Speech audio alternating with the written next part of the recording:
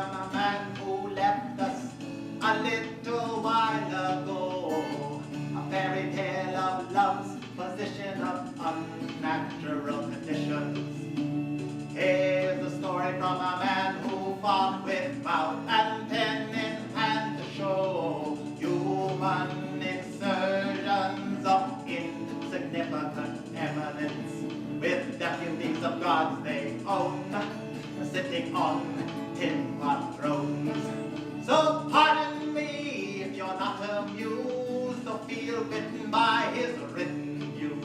Will we ever find amenability? You better hurry up and wait, because we're going nowhere faster in your overprivileged, self-centered, egomaniacal psychopath. In your overprivileged, self-centered, egomaniacal psychopath. In your overprivileged, self-centered, egomaniacal psychopath.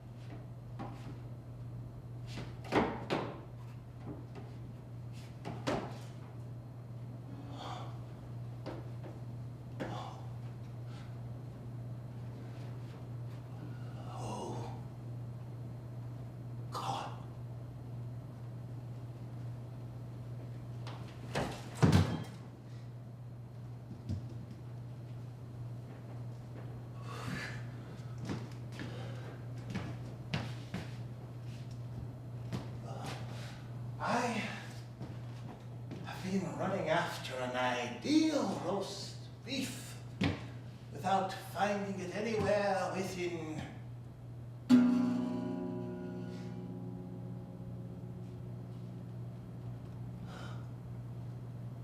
reality. Whoa! Look at all these ants. They're child. It's amazing what instinct these little creatures have. Obedience. Diligence. My lord, there are 4 ways a man can earn money. Find it, win it in the lottery, inherit it, or steal it in your name. If you're clever enough not to suffer any conscious pangs.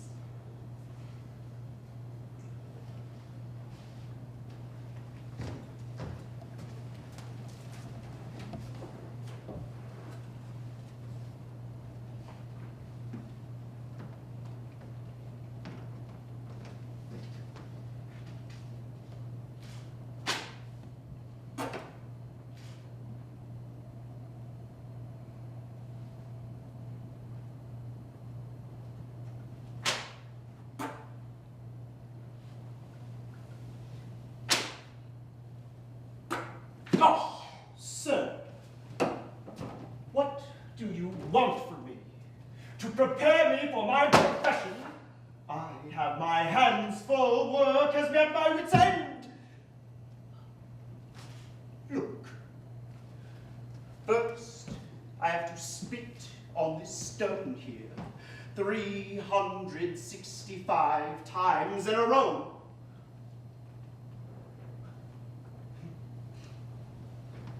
Have you ever tried it? Do it. It's uniquely entertaining then.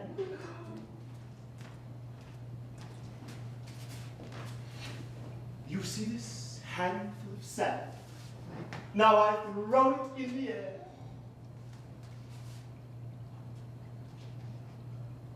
Shall we bet? How many grains on the back of my hand, odd or even? What?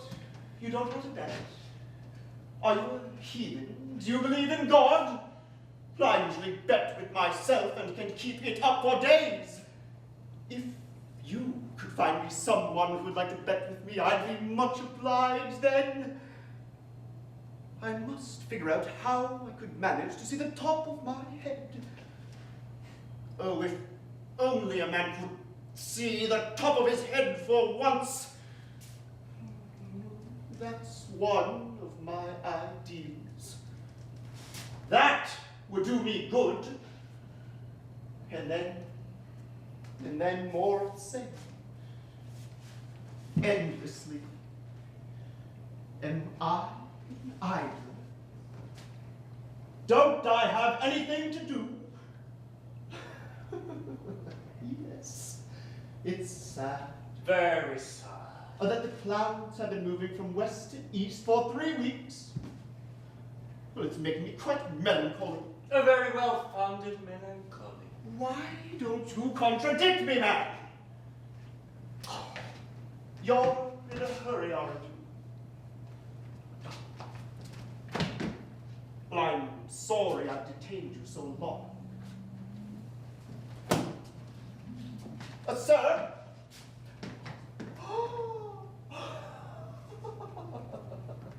I congratulate you on the beautiful parentheses your legs make when you bow.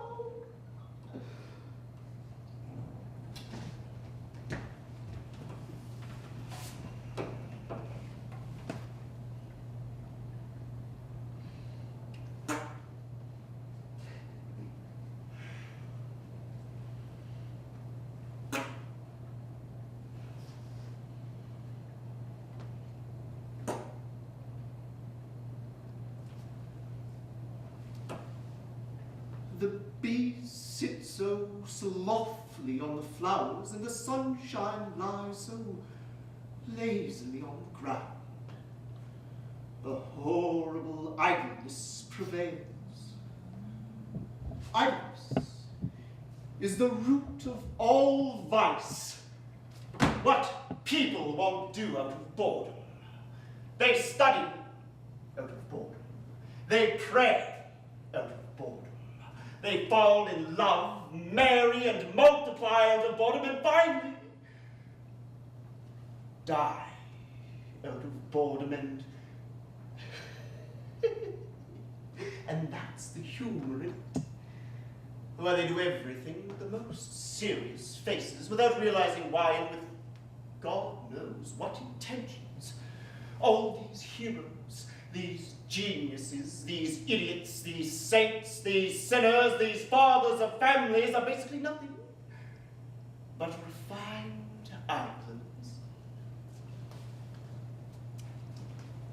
Why must I be the one to know this?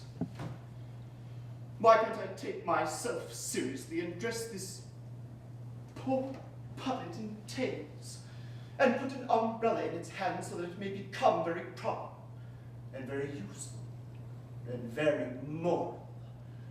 For that man who just left me, I envied him. I could have beaten him out of envy. Oh, to be someone else for once, just for a minute.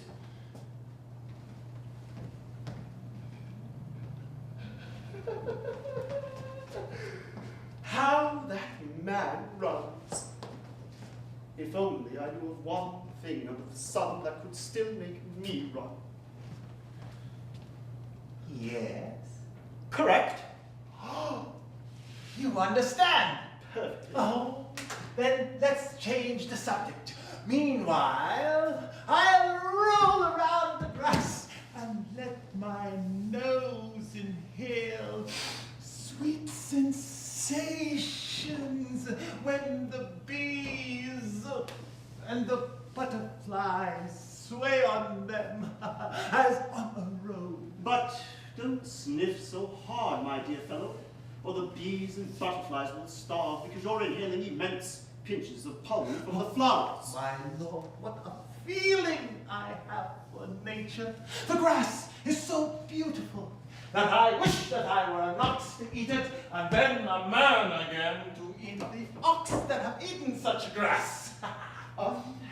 man.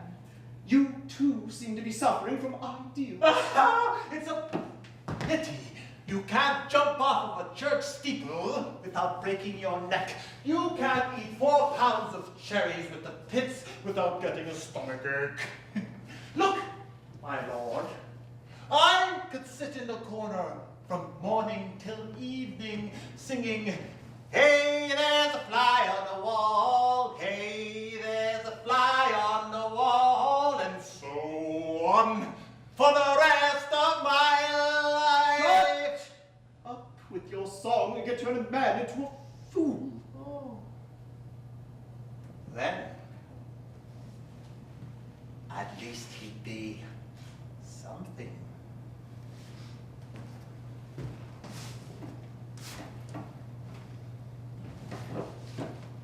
Tis better to be a fool and know it than to be a fool and not know it. A fool, who will trade his folly for my reason. Ha! I am Alexander the Great. Look at how the sun shines a golden crown on my head. How my uniform glitters. Generalissimo! Grasshopper! Let the troops advance! Hey!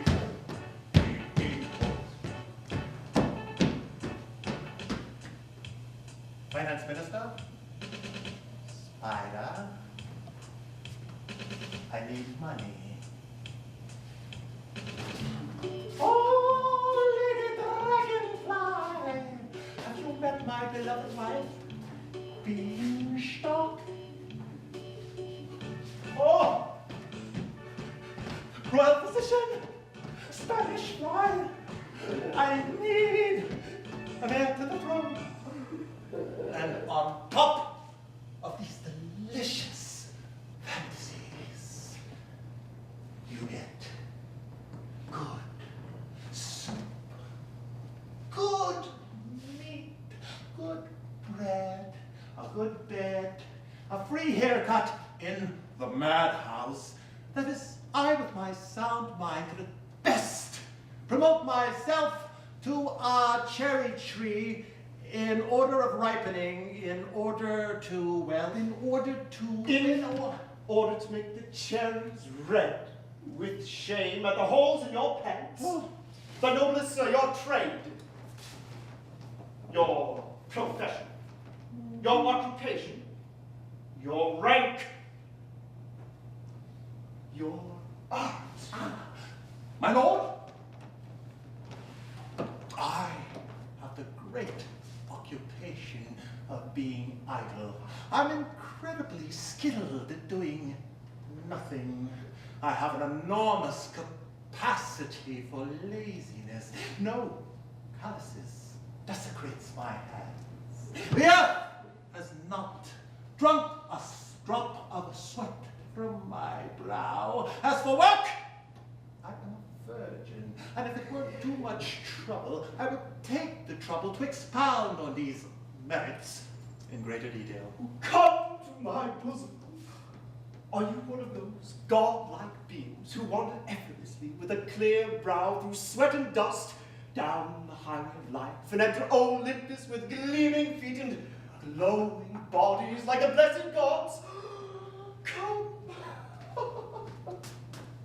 Come.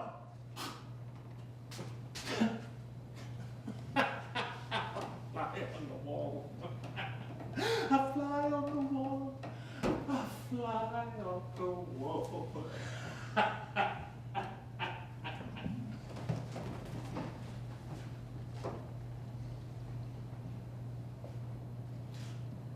Man must think, and I must think for my subject, for they do not think.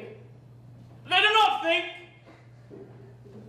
The substance is the thing in itself, that is, I. Understood? in itself is in itself. You understand?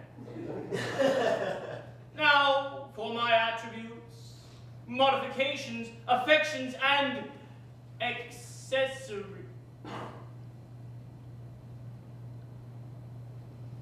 Where's my handkerchief? Where's my pens? Stop. Free will is wide open here in front. Where is morality? Where are my cuffs? The categories are in most scandalous disorder. 2 buttons, too many have been buttoned. The snuff box in the right-hand pocket. My whole system is ruined. Oh. What is the meaning of this knot in my handkerchief? Fellow, what does the knot mean? What did I want to remind myself of? When your majesty deigned to tie this knot in your handkerchief, you wanted to remind yourself of something. A complicated answer! Why? Well, what do you think? Your majesty wanted to remind himself of something when you deigned to tie this knot in your handkerchief. These people mix me up! I'm utterly confused and at my wits' end! Your majesty, the state council has assembled. Yes. That's it. That's it! I wanted to remind myself of my people! Come, gentlemen, walk symmetrically. Isn't it very hot? Take out your handkerchiefs and wipe your faces. I always get so embarrassed when I have to speak in public.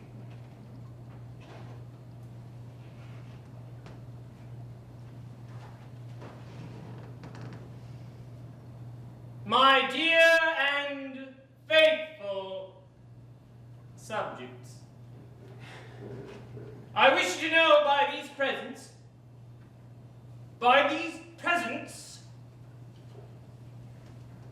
that either my son marries or not. Either or. You understand, of course. There's no third possibility. Man must think. When I speak out loud like that, I don't know who it really is. I or someone else. That frightens me. I am I. What do you think of that, President? Yes, Your Majesty. Perhaps it is so. But perhaps it is also not. Yes, perhaps it is so, but perhaps it is also not so. Oh, my wise men. And now, what were we talking about?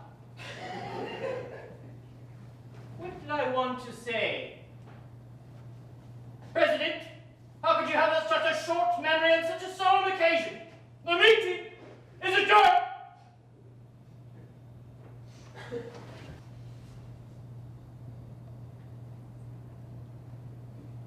Are all the shutters closed?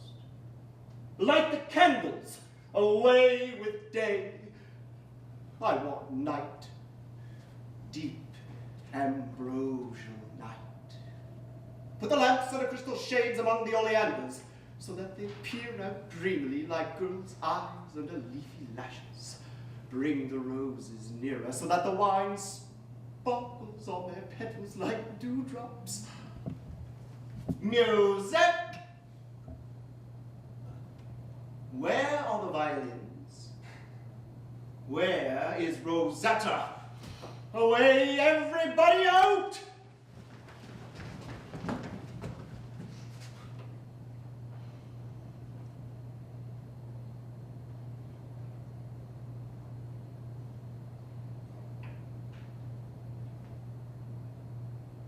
Rosetta. Leonce! Rosetta. Leonce! Rosetta! Leonce! Your lips are lazy from kissing. From yawning. Ah, Rosetta, I have the terrible task of doing nothing.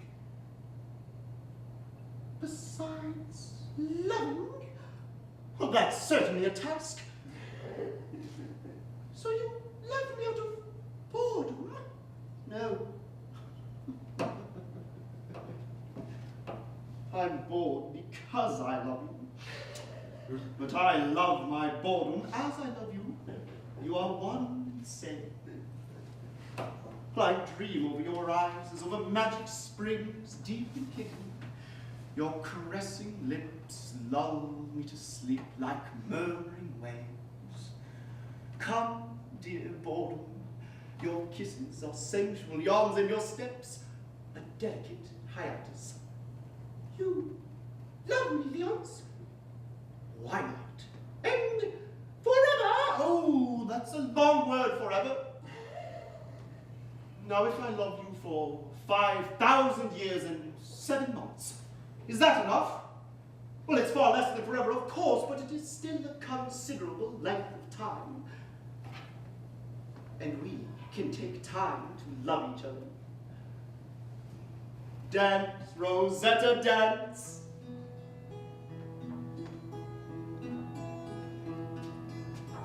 Oh, tired feet, why must you dance? Shoes so bright, you'd rather lie so deep in the starlight. Oh, fiery cheeks, why do you burn in bright light? You'd rather not roses red, but roses red.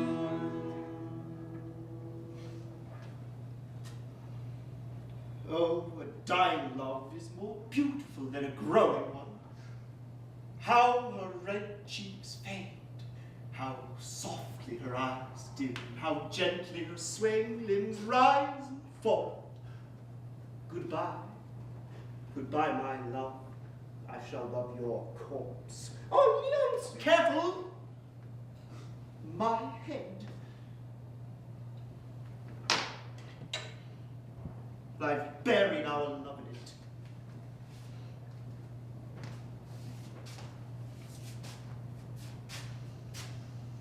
Love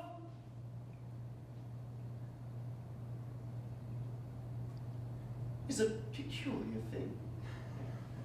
You lie half asleep in bed for a year, then one fine morning you wake up, drink a glass of water, get dressed and run your hand across your forehead and come to your senses. My God, how many women does one need to sing up and down the scale of love? One woman is scarcely enough for a single note. Why is the mist above the earth a prism that breaks the white-hot ray of love into a rainbow? Why is the air so sharp and thin? I'm cold. It's like going ice skating in cotton pants. Ladies and gentlemen, do you know what Caligula and Nero were? I know. Come, Leonce, let's have a soliloquy. I'll listen.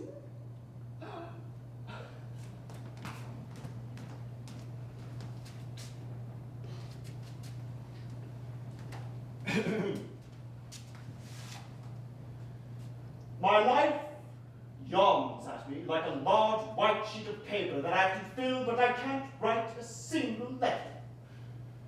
My head is an empty dance hall. A few withered roses and crumpled ribbons on the floor, broken violins in the corner. The last dancers have taken off their masks and stare at each other with dead, tired eyes. Well, I turn myself inside out 24 times a day like a glove. Oh, I know myself. I know what I'll be thinking and dreaming in a quarter of an hour, in a week, in a year. God, what have I done that you make me recite my lessons so often like a schoolboy?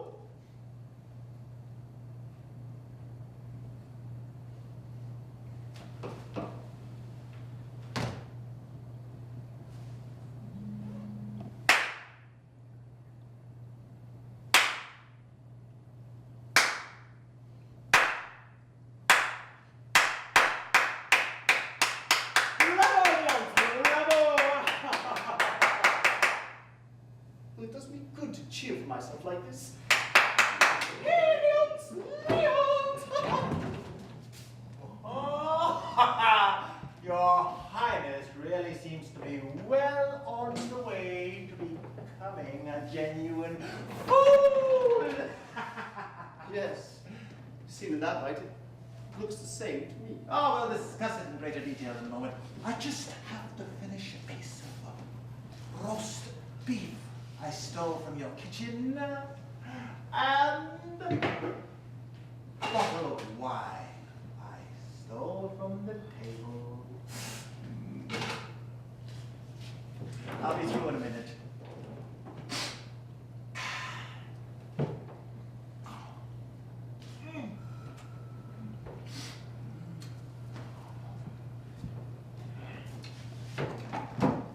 How he smacks his lips. That fellow brings on the most primitive feelings. I could begin again with the simplest things. I could eat cheese, drink beer, smoke tobacco. Hurry up. Don't grunt like that with your snout and don't rattle your tusks.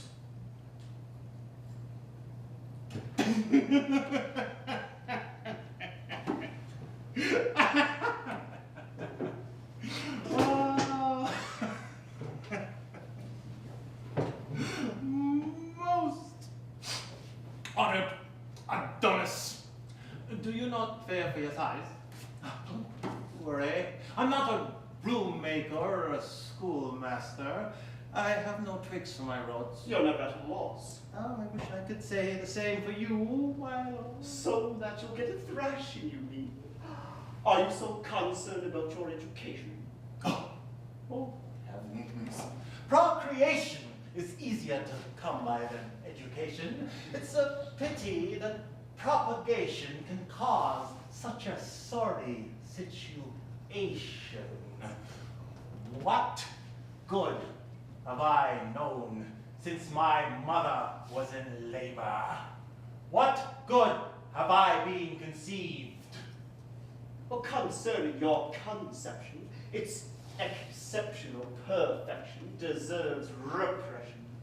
Improve your expression, or you'll experience the most unpleasant impression of my negative reception. When my mother sailed around the port of Good Hope. And your father was shipwrecked on Cape Horn. Right, for he was a night watchman, but he never put his lips to the horn as often as the sons of fathers did in their foreheads. Then your impertinence is sublime.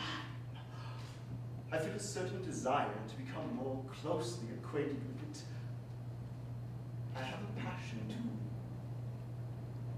thrash you. That's a striking response and a most impressive proof. Or you're a stricken response because you will be struck. And you are proof that remains to be proven, because it trips over its own legs, which are fundamentally unproven as yet. These are highly improbable calves and very problematic thighs. Pardon me. Your Highness? As I pardon myself. As I pardon myself for being kind enough to listen to you. Won't you take a seat, gentlemen? What faces people make when they hear the word seat? Just sit on the ground and make yourselves at home. It's the last seat you'll ever have, but it's no value to anyone besides the grave digger.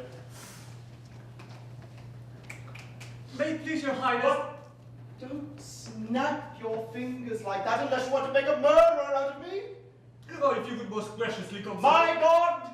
Put your hands in your pockets and sit on them. He's ready to burst. Children must not be interrupted while they're pissing, or they become repressed. Control yourself, man. Think of your family and of the state. Well, you'll risk a stroke if you hold back your speech. May it please your highness. What? You can read? Well now!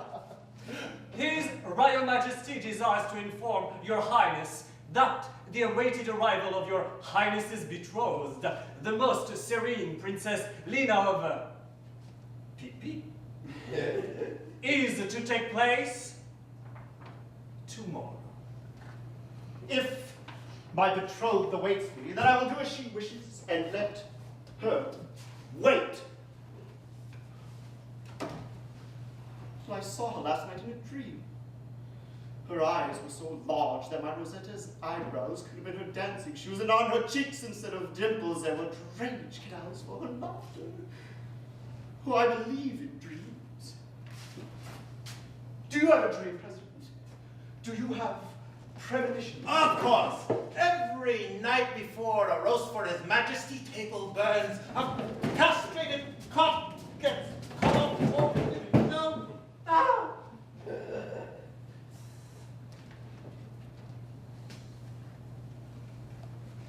Didn't you have something else on the tip of your tongue? Well, go ahead. Relieve yourself of everything. On the wedding day, it is the intention of the highest will to transmit the exalted disposition of his will to your highness's hands. Tell the highest will that I shall do anything except that which I forbear to do, which, however, shall in any case not be as much as if it were twice as much. Gentlemen, you will excuse me if I don't see you out.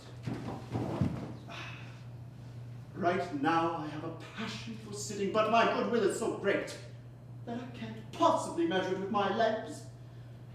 President, measure this, you can remind me of it later. Valerio!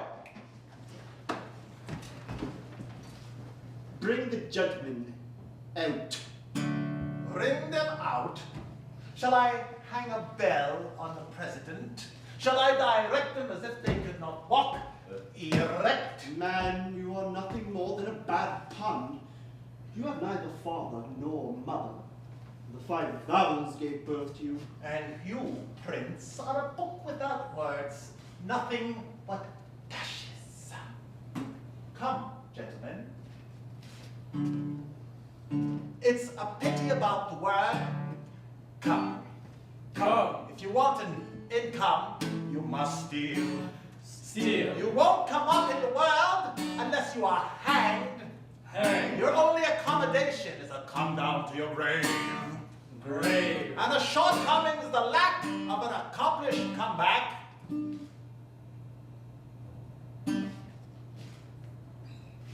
When one is completely at a loss for words, as I am now, and as you are, before you commence to speak, discomforted by such a comeuppance, you are commanded to come away.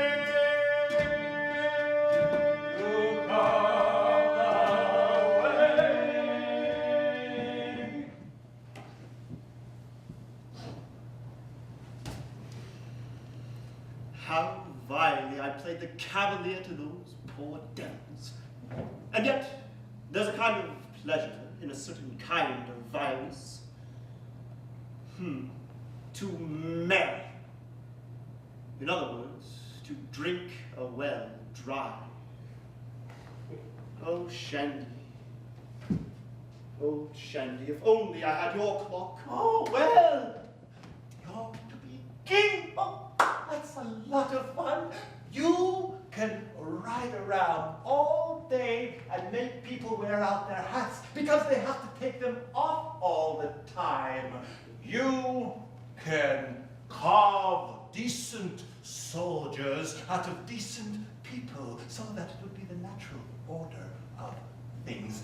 You can turn black tails into white ties, and when you die, every shiny button will tarnish, and the bell ropes will tear like threads from all that toiling. Oh, isn't that entertaining? Valerio, we've got to find something else to do.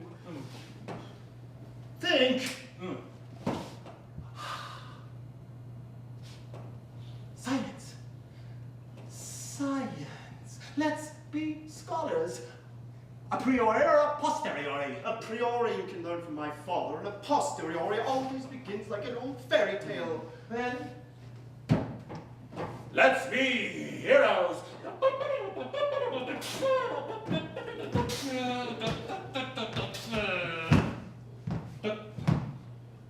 But heroism stinks terribly of liquor. It's hospital fever and can't exist without lieutenants and recruits. Get away with your Alexander and Napoleon romanticisms. Then, let's be geniuses. The nightingale of poetry warbles over our heads all day long, but the best of it goes to the devil. Oh, then, let's be decent members of human society. I'd rather resign from the human race. Then let's go to the devil. Oh, the devil exists only for the sake of contrast. So that we believe there's something to the idea of heaven. Oh, Valerio, now I got it. Don't you feel the breeze from the south? Don't you feel the surging, deep blue, glowing ether, the light flashing from the golden sunny earth, from the holy salt sea and the marble columns and statues?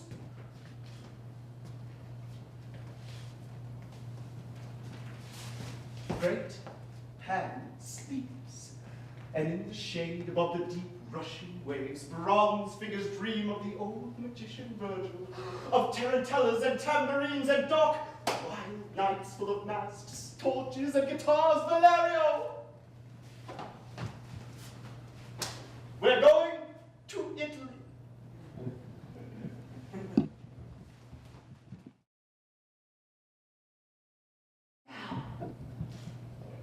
Here it is. Up to now, I didn't think about anything. Time passed.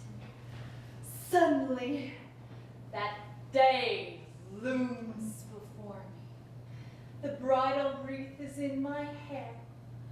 And the bells. The bells. I wish the grass would grow over me, and the bees would hum above me. Look, I am all dressed, and I have rosemary in my hair. Isn't there an old song? In the earth, I lay my head, like a child in its bed. Poor child, how pale you are, and you glistening jewels. Oh, God! I could love. Why not?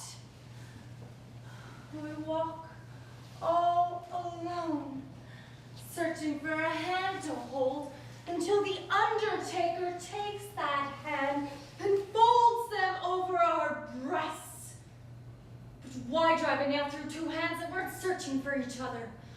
What has my poor hand done? This ring stings me like an adder. And yet, they say that he's a real Don Carlos. But a man! Well, Whom I don't love! Oh! You see? I'm ashamed. Tomorrow I will be stripped of all fragrance and luster. Am I like a poor helpless stream whose quiet depths must reflect every image that bends over it. Flowers open and shut to the morning sun and the evening breeze, as they please. Is a king's daughter less than a flower? Dear angel, you really are like a lamb to the slaughter. Yes, and the priest is already raising his knife. My God! My God!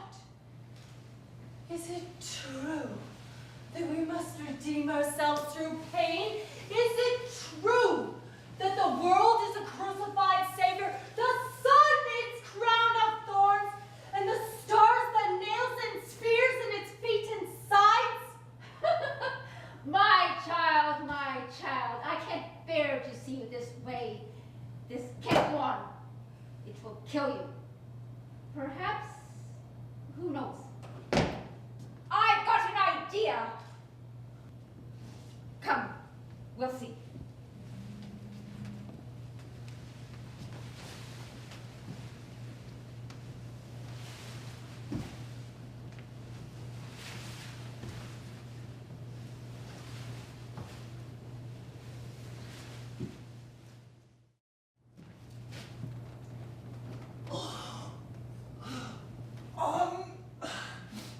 My honor, Prince. The world is a spacious building. Oh, not at all. Not at all. I hardly dare stretch out my hand as if it were in a narrow room of mirrors, afraid of bumping against everything. Well, then the beautiful figures would lie in fragments on the floor, and I'd be standing before a bare, naked wall. I'm lost. That's a loss only for the man who finds you. Oh, so would I be standing in the shadow of my own shadow? Oh, you're evaporating in the sun. Do you see that pretty cloud up there? At least a quarter of it is from you. It's looking down contentedly at your grosser material substance. A cloud would do your head no harm if your head was shaved and that cloud were to drip on it drop by drop. Oh! Delightful thought. Oh! I've walked through a dozen principalities, half a dozen royal duchies, and several kingdoms in half a day with the greatest of haste. Oh, and why? Because you're to be king and marry a beautiful princess. Oh, and in such a situation, you're still alive.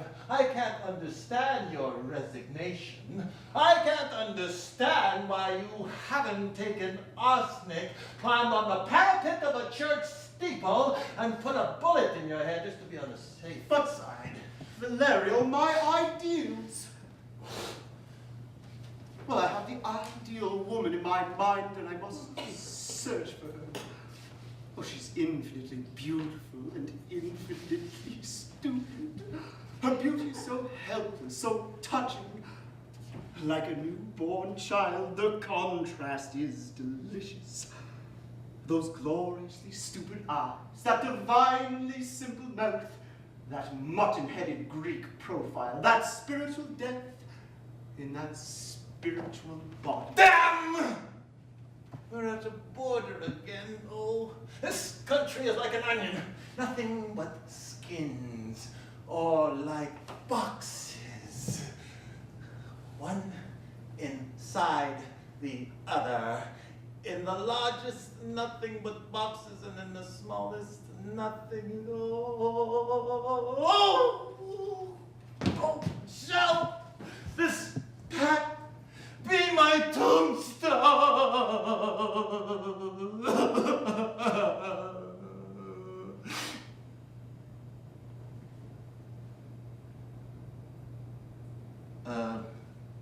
Look, Prince, I'm getting philosophical. an image of human life. I haul this pack with you on my back, with sore feet, through cold and broiling sun, because I want to put on a shirt at the end of the evening. And when the end of the evening finally comes, my brow is wrinkled, my cheeks are hollow, my eyes dim, and I have just enough time to put on a shirt as a shroud. Now, wouldn't it have been smarter to sell this pack to the nearest bar, get drunk, and sleep in the shade till evening, instead of sweating and getting corns on my feet? Now, for the practical application, out of pure modesty, we shall now clothe the inner man, and put on a coat and pants eternally. Hey, you! There, pack. Oh, what sense of wine and roast beef. Oh, hey, you! There, pants. Look how you root and turn green and bloom, and the heavy grapes hang from my mouth, and the must ferments in the wine press.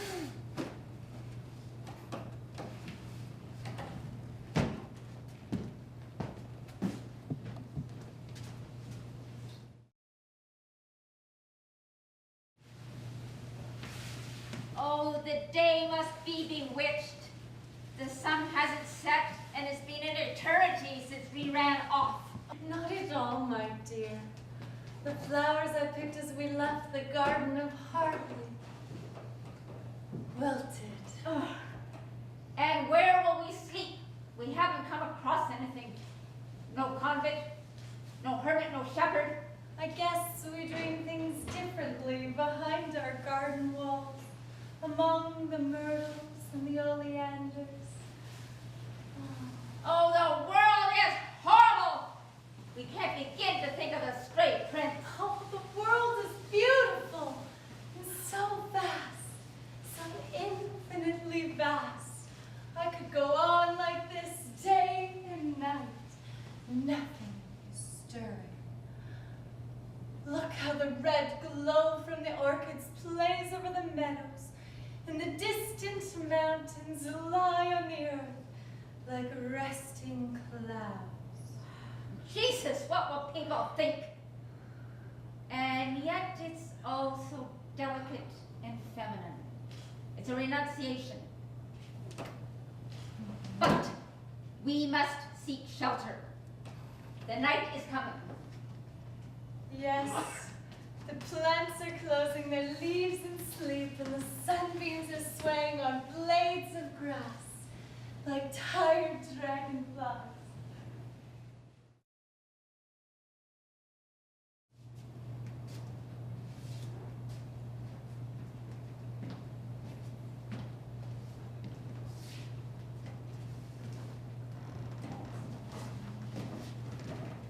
What an uncanny evening. Down there, everything's quiet. And up there, the clouds change and drift, and the sunshine comes and goes. Look what strange shapes chase each other up there. Look at the long, white shadows with horribly skinny legs and bats' wings. And all so swift, so chaotic. And down there, not a leaf, not a blade of grass is stirring. The earth has curled up like a frightened child, and ghosts stalk over its cradle. I don't know what you're after. I feel very comfortable. The sun is like the sign of an inn, and the fiery clouds above it like the inscription, Inn of the Golden Sun. The world watered down there looks like wine spilled on the table, and we lie on it like playing cards, and God and the devil is having a game with us out of boredom, and you are the king. And I am the joker. And all we need is a queen, a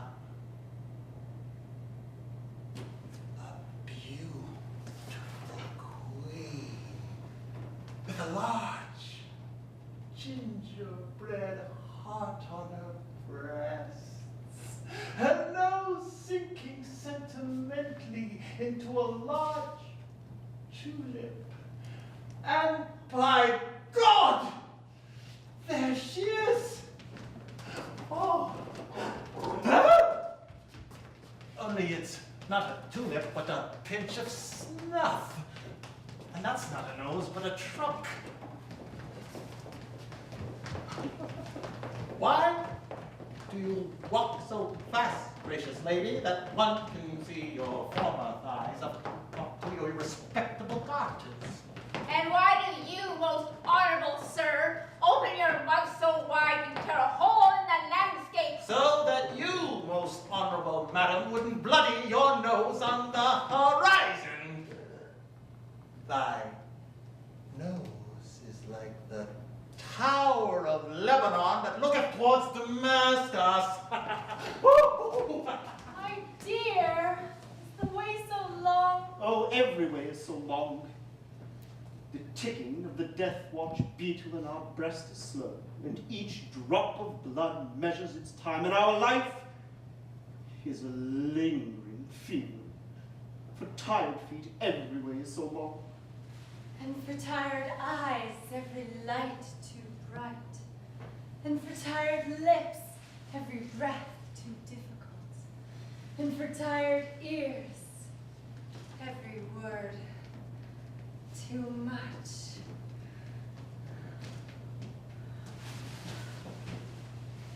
Oh, that voice is the way so long. Well, many voices talk about the world, and we think they're speaking of other things, but this voice I understood.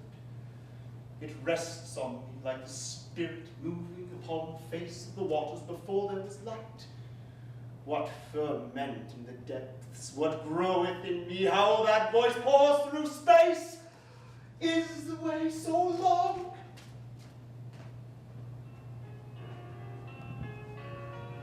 No, the way is not so long. I know every footpath, every highway and byway leading to it.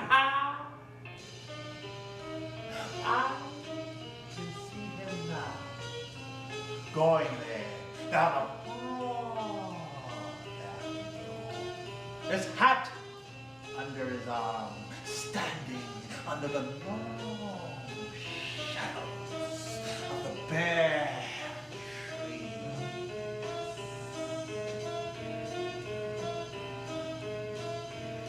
Fanned himself with his handkerchief. He's a fool.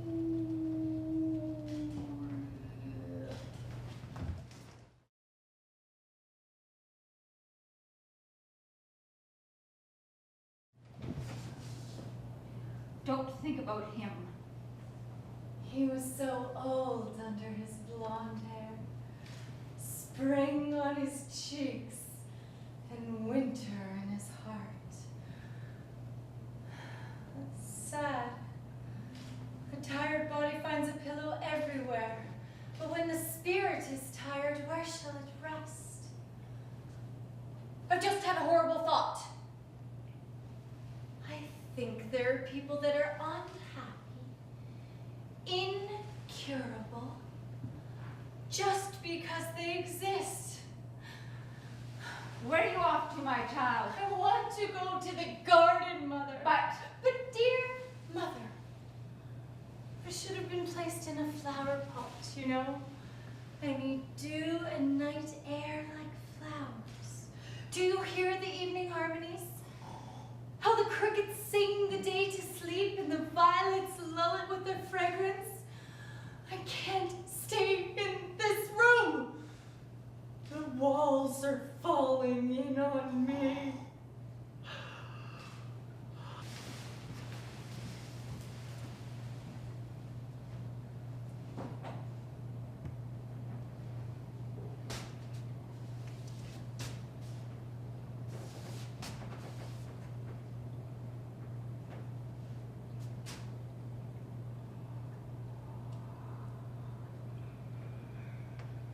Night, balmy as the first that descended on paradise. The warbler chirped in its dreams. The night sleeps more deeply. Its cheeks grow paler and its breath calmer. The moon is like a sleeping child. Its golden locks have fallen over its dear face. Sleep is death.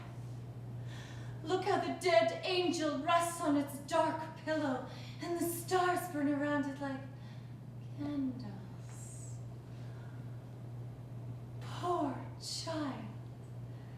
Is the boogeyman coming to get you? Where is your mother? Doesn't she want to kiss you once more? Oh. Dead and so alone. Arise in your white dress and follow the corpse through the night and sing its requiem. Who said that? A dream. Dreams are blessed. Then dream yourself blessed and let me be your blessed dream. Death is the most blessed dream. Then let me be your angel of death.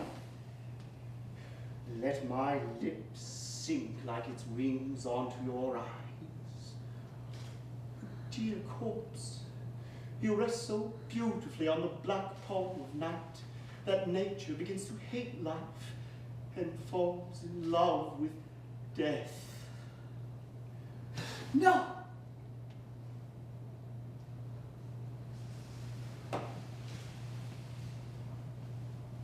Let me be.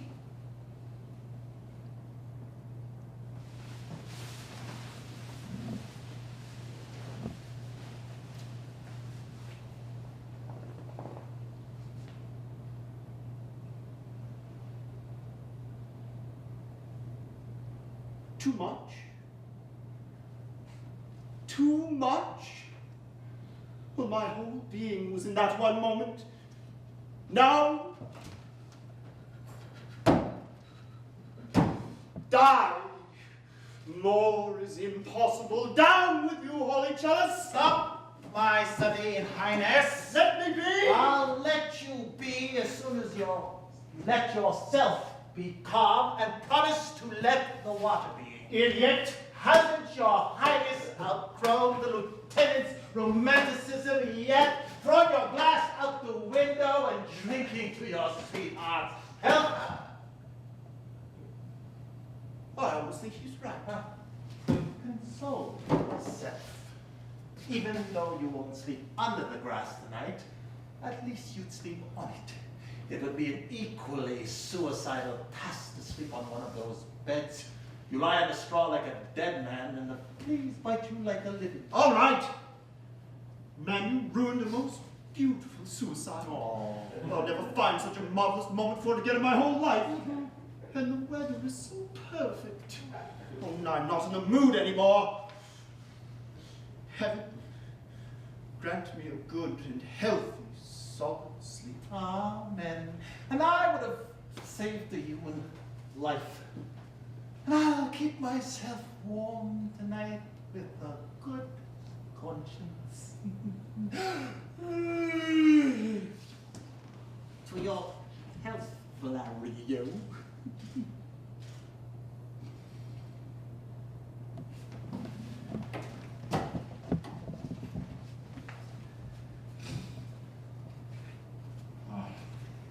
Marriage. Since when has your Highness decided to be bound to a perpetual calendar? Do you know, Valerio, that even the most insignificant human being is so great that life is far too short to love him?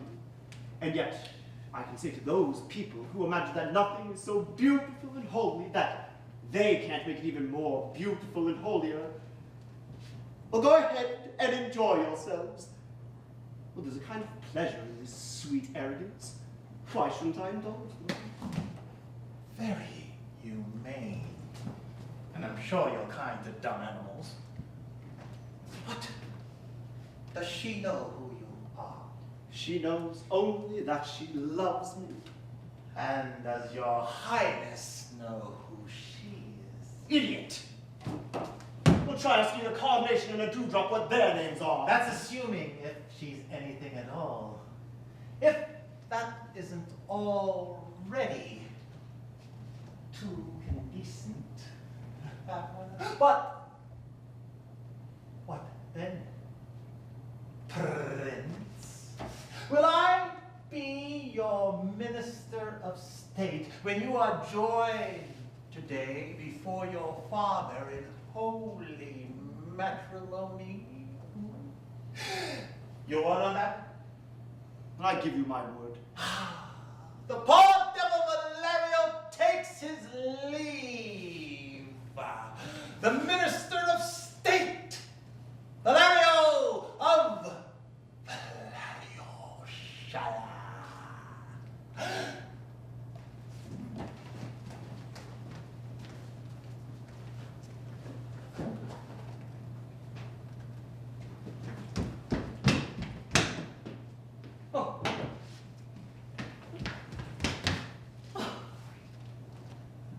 What a shame. Everything is going to pot. The roasts are drying up. Congratulations are going stale. The standard colors are all bending over like melancholy pig's ears. And the peasant snails and beards are crying again. And the soldiers' girls are drooping. And among the 12 bridesmaids, there is none who would prefer a horizontal position to a vertical one. In their white dresses, they look like exhausted Angora rabbits, and the court poet grunts around them like a distressed guinea pig. And the officers are going limp. Go tell our tutor to let his boys make water.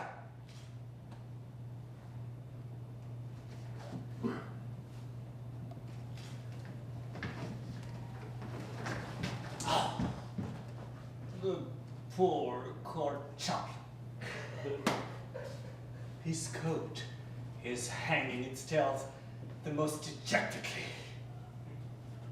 I think he has ideals and is changing all the Chamberlains into chamber stools. He is just tired of standing. All meat spoils from standing. The court chaplain is at a stale standstill too. The ladies in waiting stand there like salt work, and the salt crystallizes on their necklaces. At least they're taking it easy. You can't accuse them of bearing a weight on their shoulders. If they aren't exactly open-hearted, at least they're open down heart. Yes, they're good maps of the Turkish Empire. You can see the Dardanelles or the Sea of Marmara. Out, you rascal! To the window! Here comes His Majesty!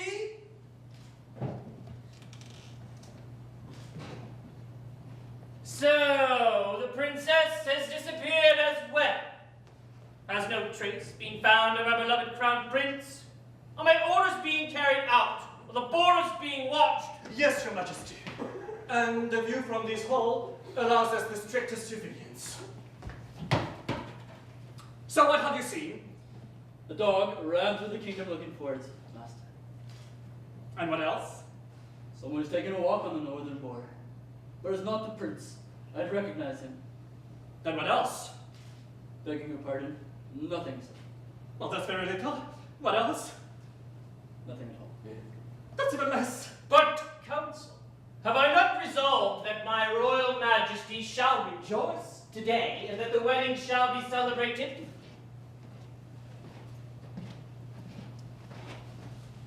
Was this not our most solemn resolution? Yes, your majesty. It is so registered and so recorded. And would I not compromise myself if I did not carry out my resolution? As if it were possible for your majesty to otherwise compromise yourself. This would be an instance in which this might be so. Have I not given my royal word? Yes. I shall rejoice! Oh, I'm so exceptionally happy! And we join in sharing your majesty's emotion. Oh, I'm beside myself with joy! I shall have red coats knit for my chamberlain. I shall permit some cadets to lieutenants, and I shall permit my subjects to... But the wedding! Does not the other half of the resolution state that the wedding shall be celebrated? Yes, your majesty. But if the prince does not come, and neither does the princess... Yes, if the prince does not come, and neither does the princess, then... Indeed. They cannot get married. Wait! Is the conclusion logical? If, then, correct! But my word, my royal word. Take comfort, your majesty, with other majesties. After all, a royal word is a thing. A thing. A thing. Oh, nothing. Do you see anything yet? Nothing, your majesty. I had resolved to be so very happy. I wanted to begin at the stroke of 12, and I wanted to rejoice for a full 12 hours. I'm becoming quite melancholy. All subjects are commanded to share His Majesty's emotion, but for the sake of decorum, those who carry no handkerchiefs are forbidden to cry. Wait! I see something like a projection, like a nose. The rest is not over the border yet. Now I see a man and two people of the opposite sex. In which direction? They're approaching the palace. They're getting closer. Here they are.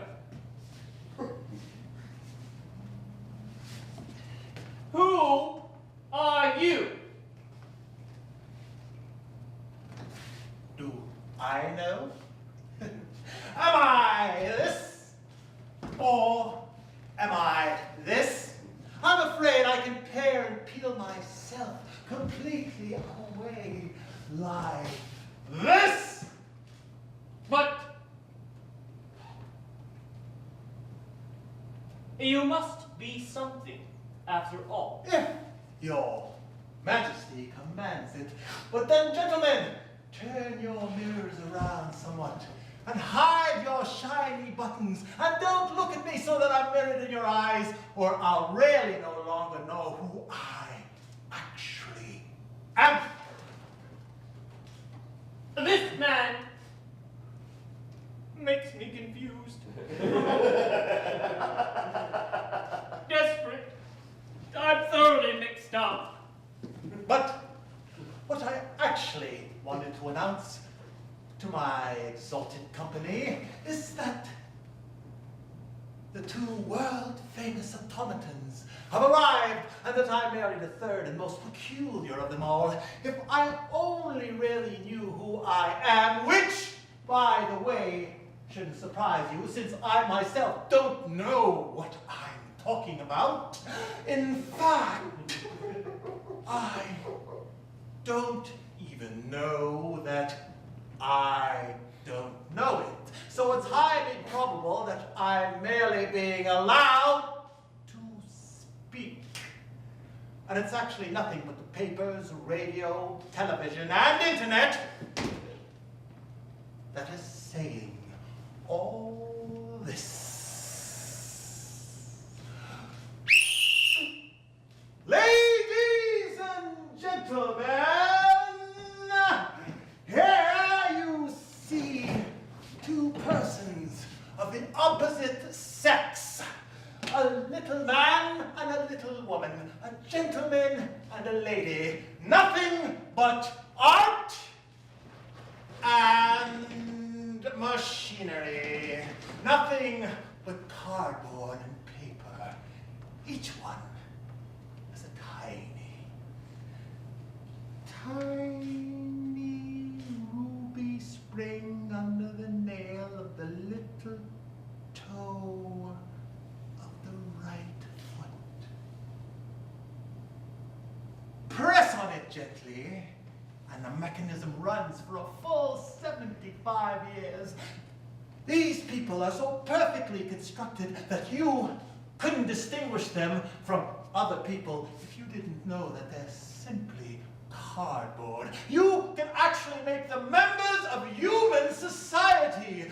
These people are very liberated. They speak the language of freedom. They are very moral. They get up punctually, eat lunch punctually, and go to bed punctually.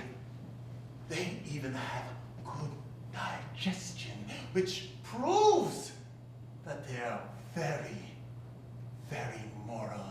They have a high sense of propriety. The lady has no concept of the word pants, and it is absolutely impossible for the gentleman to follow the lady going upstairs or to precede her downstairs. They are highly educated. The lady sings all the new operas, and the gentleman wears cuffs. Take note, ladies and gentlemen. The mechanism of love is beginning to function. The man has already carried the lady's shawl several times, and the lady has turned her eyes to heaven. Both have whispered more than once, belief, love, hope. Both already appear to be completely in accord. All that is missing is the tiny word Amen.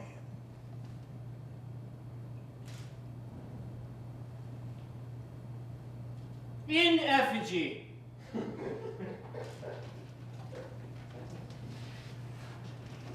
In effigy.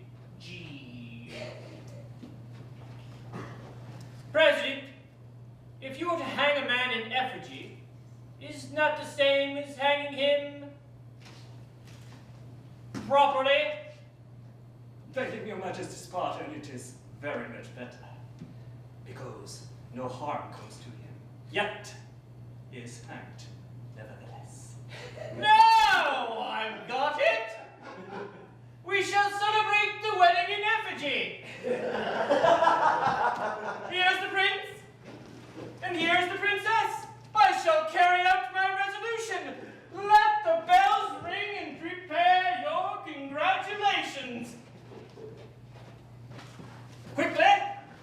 chaplain. Begin! Leave thy damnable faces and begin!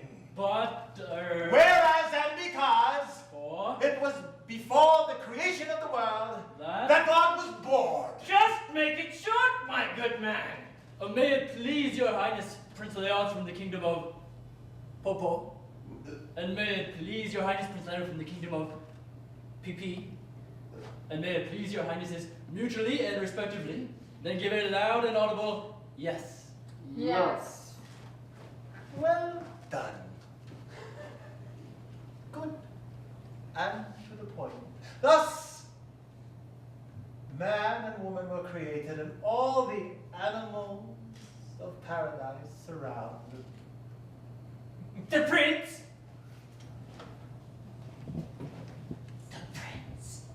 My son. I'm lost. I've been deceived. Who is this person? I shall declare everything invalid. The princess.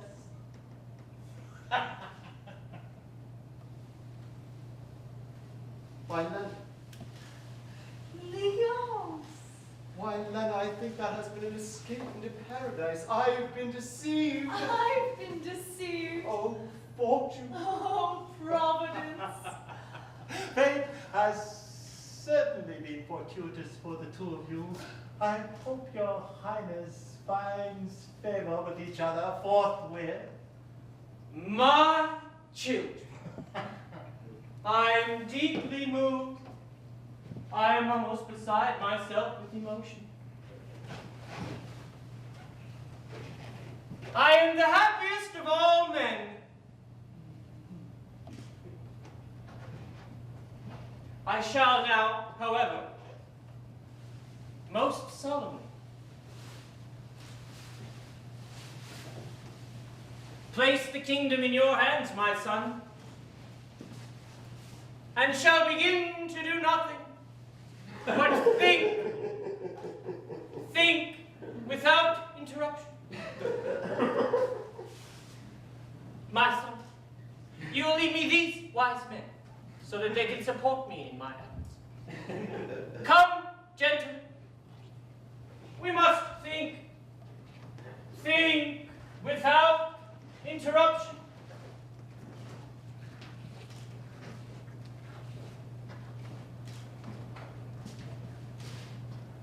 That person confused me before. I must find my way out again.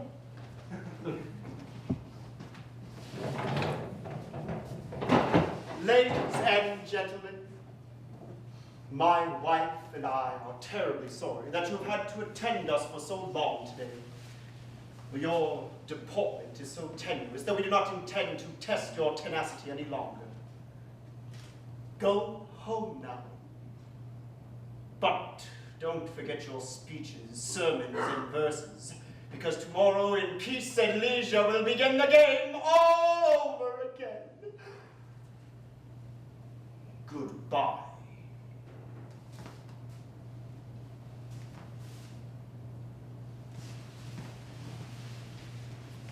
Well, Lena, now do you see how our pockets are full of dollars and tolls? What shall we do with them? Shall we give them beards and hang swords on them? Or shall we dress them up in tails and let them play at politics and diplomacy and watch them through a microscope? Shall we build a theater? But I know what you really want. We'll have all the clocks smashed, all calendars prohibited, and we'll count hours and months only by blossoms and fruit, and we'll spend the whole year among roses and violets, among oranges and roses. And I will be minister of state, and it shall be decreed that whoever gets calluses in his hands shall be placed in custody, that whoever works himself sick shall be criminally prosecuted, that whoever boasts of eating his bread in the sweat of his face shall be declared criminally insane and a threat to human society, and will all sleep in the shade and ask God for macaroni, melons, and figs, musical voices, classical bodies, and a comfortable religion. Yet, however ants may be very useful pests, they'd even be more useful if they didn't do any damage. Nevertheless, most honored vermin, I couldn't deny myself the pleasure of kicking a few of you in the ass with my heel, blowing your noses and cutting your nails. So pardon me if you're not amused or feel bitten by his written views. Will we ever find our men ability? You better hurry up and wait, because we're going nowhere fast in your overprivileged, self-centered, egomaniacal psychopath.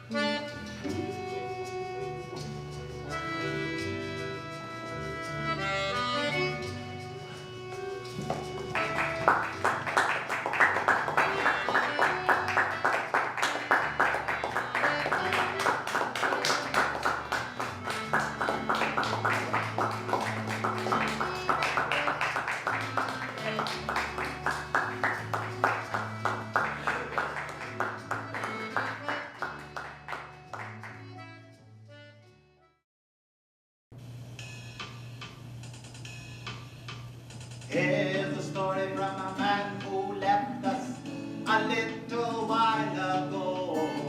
A fairy tale of love's position of unnatural conditions. Here's a story from a man who fought with mouth and pen in hand to show human insertions of insignificant eminence with deputies of gods they own, sitting on tin pot thrones. So pardon me if you're not amused or feel bitten by his written